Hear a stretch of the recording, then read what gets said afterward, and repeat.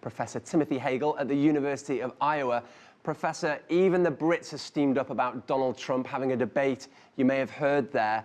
Donald Trump has, I think, at least one golf course in Scotland. Is it realistic that people would refuse to tee off on his golf course because they're offended by his comments? And is it realistic, and should he be separating his political views from his businesses?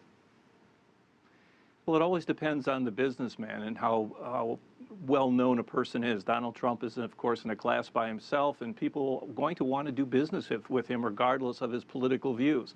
Now, certainly some people may not want to attend his golf course or participate in the fees and so forth there, but I think by and large, in terms of making deals and other business arrangements, the politics isn't going to matter that much. Of course, we have seen there have been various Facebook sites calling for boycotts of Donald Trump's businesses, listing them. The thing with Donald Trump is, I don't think any of his businesses, or at least not many of them, are listed companies. So he's a self-made man with a lot of private wealth. So you can't really hurt him financially, can you? Well, you can if you don't engage him in business deals. But the thing about Donald Trump is he's extremely successful, and a lot of people may not care for his politics, but if they want the best deal, if they want to build the best hotel or casino or golf course, they're probably going to work with Donald Trump. Obviously, the race for the presidency is early. We don't know what's going to happen to Donald Trump.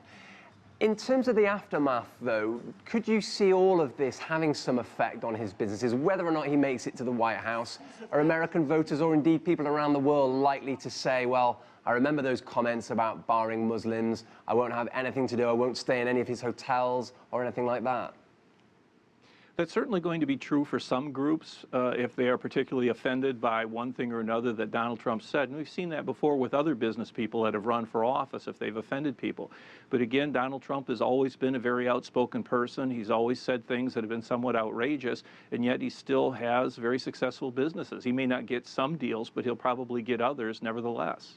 And looking at it from the business point of view, most businesses don't want to engage with political candidates. I mean, that's kind of a given, isn't it, that you wouldn't come out and endorse a candidate as a business, whether or not they have extreme views. It's just divisive. It is, but it'll also depend a little bit on the business. Some businesses may very well support Republican candidates. Other businesses may lean more towards the Democratic side. And so it really depends on what the person has said, how much he's offended somebody. But yeah, sometimes people go so far in their statements that then they become persona non grata, and people will be very reluctant to do business with them, at least for a time. And that's the thing, is that if Donald Trump doesn't get the nomination or doesn't become president, it's very possible that after a few years this will die down, and people that maybe initially wouldn't have wanted to have done business with him would be more willing to do so a few years down the road. Are there any examples of politicians who have actually benefited from it? Most US presidents, or many US presidents going back through history, have been business people at one time or another. Have any of them benefited simply from expanding their customer base because of their time in politics? I can't think of any specific examples, but you're right that in terms of being president or being a senator, a governor, something like that, and then returning to business, that undoubtedly you've made connections with both the political class and the business class that can often help you in terms of that deal making, connecting the right people, getting people together in a room to solve various problems, whether they're business problems or political problems or social problems.